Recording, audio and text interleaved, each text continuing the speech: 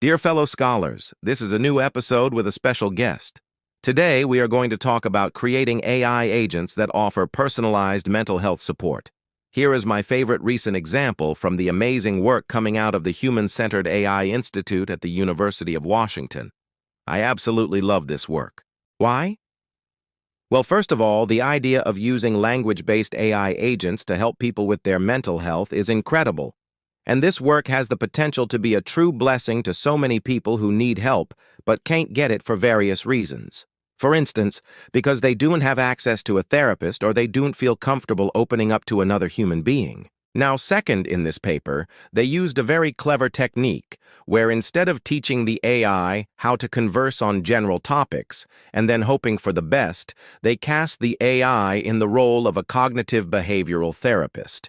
If you don't know what that is, it is a type of psychotherapy that helps people identify and modify dysfunctional thinking patterns that lead to problematic behaviors. So in this case, the AI learns what kind of questions a human therapist would ask in this kind of setting. This is a technique called instruction tuning, and it leads to these little AI assistants that can hold a decent conversation. However, what makes this paper so amazing is not just that, but stay with me and I will tell you more about that in a moment. But first, let's see how this system works in practice. The AI agent is embedded into a messaging app, and when you start talking to it, it first identifies what kind of a mood you are in. Is it neutral, happy, or sad? In this example, the user indicates that he is feeling depressed. Then it asks some clarifying questions and tries to understand the reason behind this. And here comes one of the key techniques from cognitive behavioral therapy called reflective listening. It tries to summarize what it has heard so far to make sure that it understood it correctly. Then comes my favorite part. It suggests a number of statements that could potentially help the user cope with their emotions and offered them as options to choose from. These include thought stopping, which is a technique to interrupt negative thoughts, effective labeling, which is putting your feelings into words, and effective monitoring, which is keeping track of your emotional state. I wonder if I could get an AI to do that for me. And here the user chooses effective labeling. Wow, this is great. But wait a minute. These options were given to the user only to select one of them, but there was no AI reasoning behind them. How does the AI know that these would help? Do these suggestions actually help anyone? Does this even work? Well, before reading this paper, I was a bit skeptical. I mean, can an AI really help with mental health issues? But now I am more optimistic than ever. First of all, this system is designed to identify the early signs of emotional distress and provide timely interventions. This is extremely important because early interventions are much more effective than treating a problem once it has already become severe. Secondly, this AI is not intended to replace therapists, but to complement them by providing additional support between therapy sessions. It can also help people who are not able to afford or access traditional therapy, which is a huge number of people worldwide.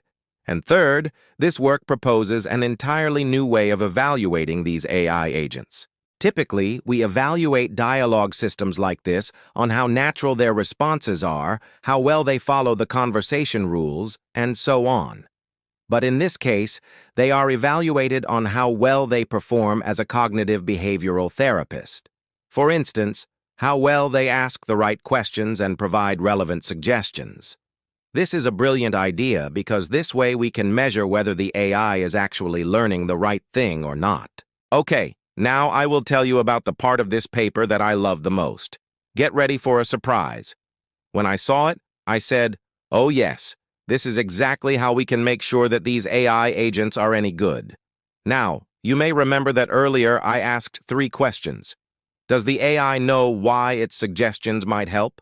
Can these suggestions actually help? And does this even work?